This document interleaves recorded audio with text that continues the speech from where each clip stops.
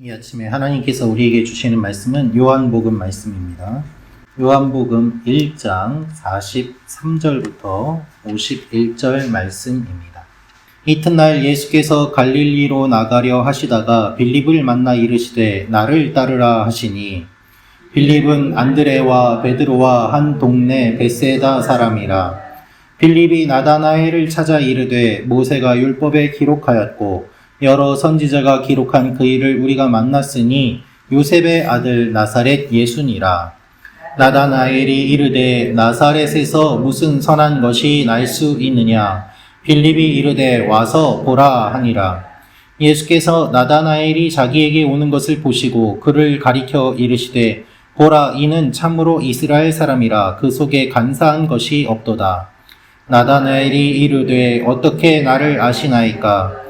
예수께서 대답하여 이르시되 빌립이 너를 부르기 전에 내가 무화과 나무 아래에 있을 때에 보았노라. 나다나엘이 대답하되 랍비여, 당신은 하나님의 아들이시요 당신은 이스라엘의 임금이로소이다. 예수께서 대답하여 이르시되 내가 너를 무화과 나무 아래에서 보았다 함으로 믿느냐. 이보다 더 큰 일을 보리라. 같이 읽겠습니다.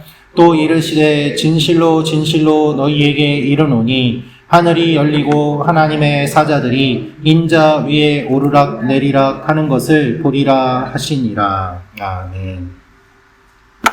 오늘 말씀은 예수님께서 제자들을 부르시는 내용입니다. 이 말씀을 통하여서 우리가 알 수 있는 몇 가지 내용이 있습니다.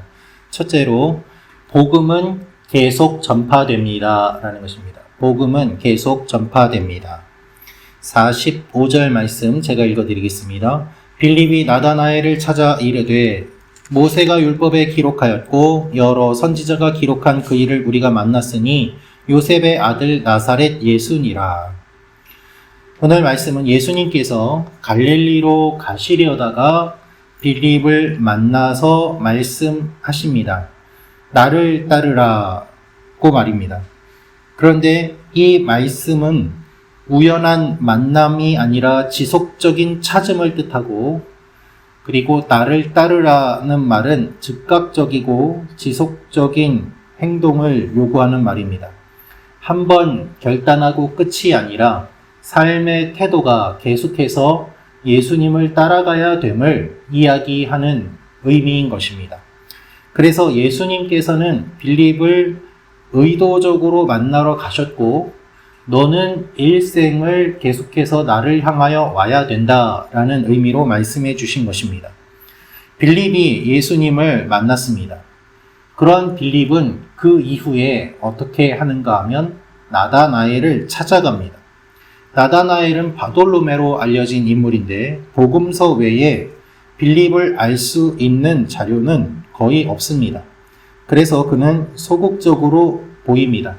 예수님께서 빌립을 굳이 찾아와 오셔서 만나신 이유가 이것입니다. 그런데 나다나엘은 예수님이 찾아가서 만나는 것이 아니라 빌립이 가서 이야기를 합니다. 주님을 만난 빌립이 소극적인 성격임에도 불구하고 나다나엘을 굳이 찾아가서 내가 메시아를 만났다라고 이야기를 하는 것이죠. 그래서 그는 자기가 만난 예수를 나다나엘에게 전하는 모습을 볼 수 있습니다. 여러분, 예수님께서 복음을 전파해 주셨습니다. 그 복음을 들은 빌립이 나다나엘에게 그 복음을 전합니다. 빌립은 혼자 예수님을 따르지 않았습니다. 나다나엘을 부르고 다시 복음을 전한 것이죠. 내가 들은 복음을 또 다른 사람에게 전하는 이 연쇄적인 일이 일어났음을 우리가 볼 수 있습니다. 그래서 함께 제자가 됩니다. 소극적인 성격과 관계없이 주님을 만나니 주님을 전하게 되는 일이 일어났던 것입니다. 예수님을 만나면 나의 성격과 관계없이, 나의 성향과 관계없이 변화되어 주님의 말씀을 전하는 사람이 됩니다. 우리도 주님을 만났으면 주님을 만난 기쁨과 복음을 계속해서 전하는 삶을 살아야 할 것입니다. 하나님이 우리에게 원하시는 삶이 바로 이것입니다. 우리 연말 연시 또 성탄을 맞이하여 복음을 전하기 위하여 기도하는 이웃이 있다면 그분의 이름을 불러가며 이 아침에 기도하며 함께 나아가는 여러분과 제가 되기를 원합니다. 두 번째로 알 수 있는 내용은 우리의 편견으로 주님을 제한해서는 안 됩니다. 라는 것입니다. 우리의 편견으로 주님을 제한해서는 안 됩니다. 요한복음 1장 46절 말씀 같이 읽도록 하겠습니다. 시작. 나다나엘이 이르되 나사렛에서 무슨 선한 것이 날 수 있느냐? 빌립이 이르되 와서 보라 하니라. 나다나엘은 빌립의 이야기를 듣고 나사렛에서 무슨 선한 것이 날 수 있겠느냐라고 말을 합니다. 유익한, 가치 있는, 중요한 이라는 뜻인데 나다나엘이 이렇게 이야기한 이유는 몇 가지로 볼 수 있습니다. 첫째로 말씀을 보면 베들레헴에서 메시아가 태어난다고 되어 있는데 왜 나사렛에서 온 예수가 메시아냐라는 의미가 담겨 있습니다. 즉 나다나엘도 유대인으로서 말씀을 알고 있는 사람이요 또한 신실한 삶을 살았음을 예수님께서 나다나엘을 칭찬하시는 말씀을 통하여 알 수 있습니다. 그래서 어떻게 나사렛에서 메시아가 나온다는 말인가? 말씀과 맞지 않는 이야기 아닌가라는 의미로 이런 이야기를 한 것이고, 두 번째로는 나사렛이라는 지역 자체가 작은 지역이고 사람들이 멸시하는 지역이었기 때문입니다.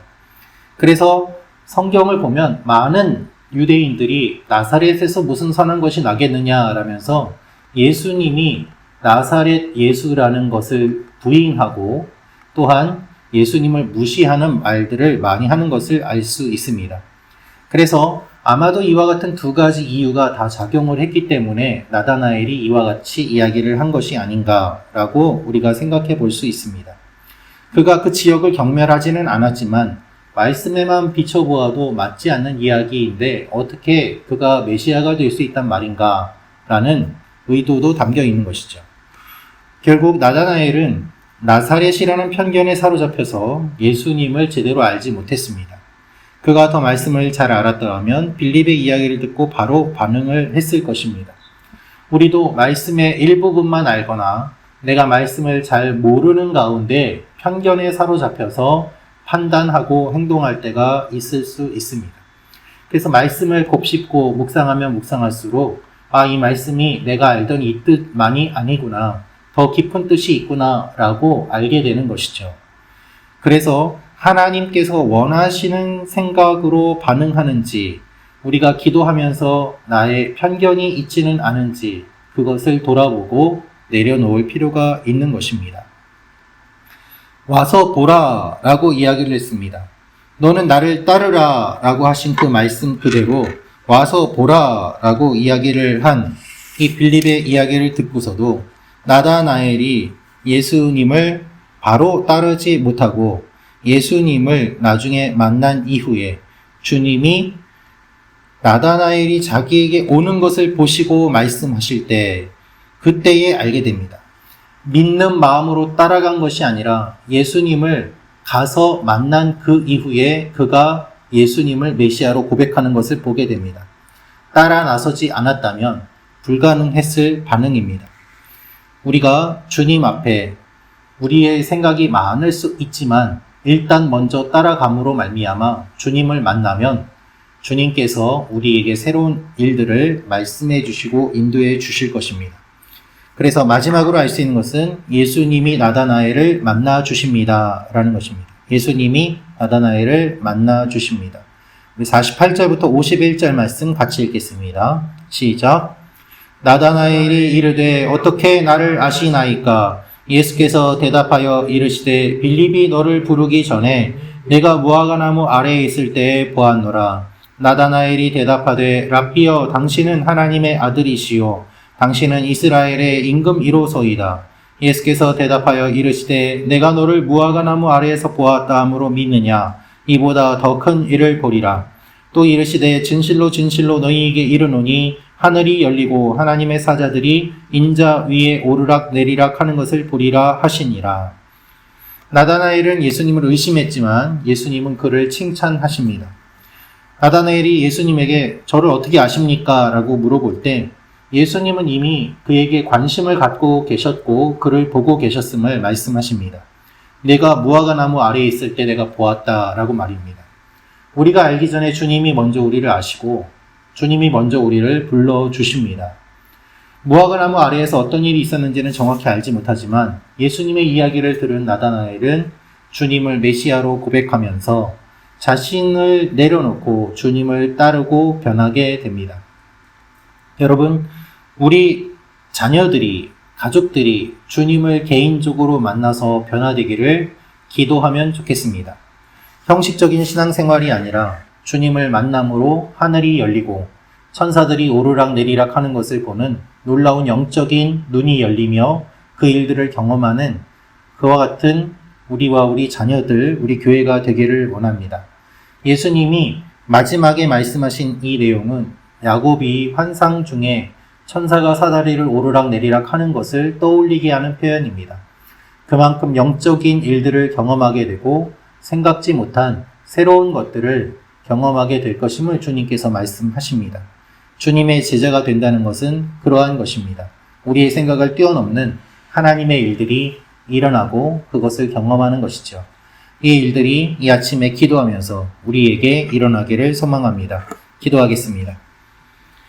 참 좋으신 아버지 하나님, 주님께서 제자들을 불러주시는 모습을 통하여서 우리의 모습을 또한 돌아봅니다.